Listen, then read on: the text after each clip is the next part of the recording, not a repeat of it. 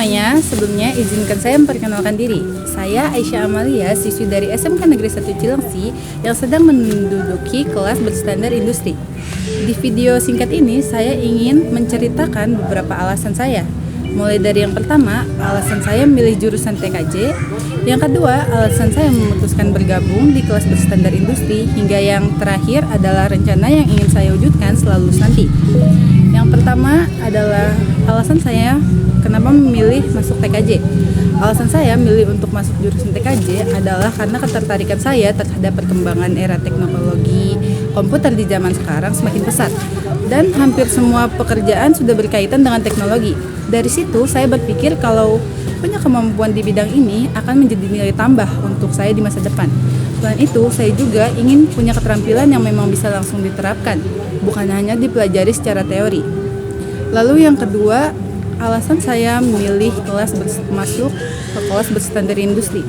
Alasan yang pertama adalah saya memilih kelas berstandar industri karena saya melihat peluang yang cukup besar secara individual untuk lebih berkembang. Saya juga ingin mempersiapkan diri sebaik mungkin sebelum memasuki dunia kerja. Selain memperdalam kemampuan teknis atau hard skill di bidang TKJ, saya juga ingin mengembangkan soft skill seperti public speaking, manajemen waktu, tanggung jawab, kemampuan bekerja sama dalam tim, dan cara problem solving.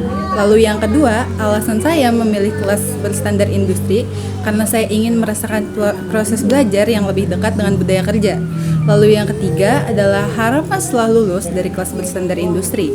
Nah, setelah lulus dari SMK ini, saya ingin langsung bekerja, turun langsung ke lapangan dan melihat bagaimana dunia kerja yang sebenarnya. Juga saya ingin menerapkan ilmu yang sudah saya pelajari selama di TKJ dan kelas berstandar industri ini. Sekaligus menguji sejauh mana kemampuan saya.